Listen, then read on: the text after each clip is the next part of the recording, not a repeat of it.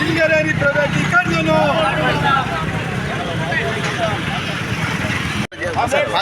ఎవరు పాల్గొరు సింగరేణి బొగ్గు గనులను సింగరేణి బొగ్గు గనుల ప్రైవేటీకరణను సింగరేణి బొగ్గు గనుల ప్రైవేటీకరణను CPM CPM CPM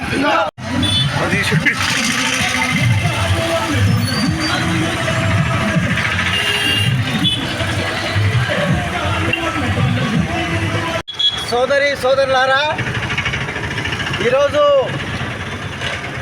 CPM party రాష్ట్ర వ్యాప్తంగా నిరసన కార్యక్రమాలకు పిలిపించింది.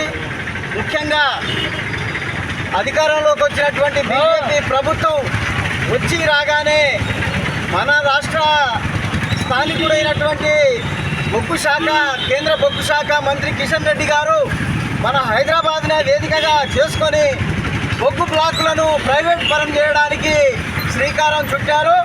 60 బొగ్గు బ్లాకులను ప్రైవేట్ పరం చేస్తుండ్రు. ఆ యొక్క బొగ్గు బ్లాకులను ప్రైవేట్ పరం చేయొద్దని సింగరేణి బొగ్గు గనులు సింగరేణికే కేటాయించాలని చెప్పేసి సిపిఎం పార్టీ ఆధ్వర్యంలో ఈ యొక్క నిరసన కార్యక్రమం చేపట్టాం. మొత్తం 200 బొగ్గు బ్లాకులను ప్రైవేట్ పరం చేయాల్సినటువంటి లక్ష్యంగా బీజేపీ ప్రభుత్వం కుట్రలు పన్నుతుంది. ఒకవైపు సింగరేణి బొగ్గు బ్లాకులన్నీ కూడా కోల్ ఇండియా బ్లాకులు సింగరేణి బ్లాకులన్నీ కూడా ప్రైవేట్ పరం చేస్తూ, ఇంకోవైపు మేము సింగరేణిని ప్రైవేట్ పరం చేయమంటుండ్రు.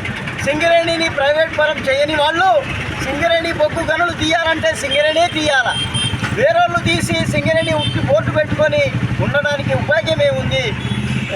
కాబట్టి సింగరేణి మొత్తం బొగ్గు బ్లాకులన్నీ కూడా బేషరతుగా సింగరేణికి అప్పచెప్పాలనేటువంటి డిమాండ్తోని సిపిఎం పార్టీ ఆధ్వర్యంలో ఈ యొక్క కార్యక్రమం చేపట్టాం.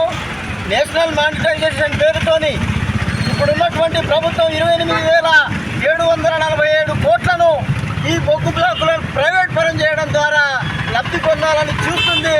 కాబట్టి సిపిఎం పార్టీగా ఈ బొగ్గు బ్లాకుల ప్రైవేటీకరణను వ్యతిరేకిస్తూ ఈ వెంటనే సింగరేణికే బొగ్గు బ్లాకులు అప్పచెప్పాలని, ప్రైవేట్ పరం చేయకూడదని, వేలంపాటలోకి పంపకూడదని చెప్పేసి బేషరతుగా ఉపసంహరించుకోవాలా. లేని పక్షంలో సిపిఎం పార్టీ ఆధ్వర్యంలో పెద్ద ఎత్తున ఉద్యమిస్తామని చెప్పేసి ఈ సందర్భంగా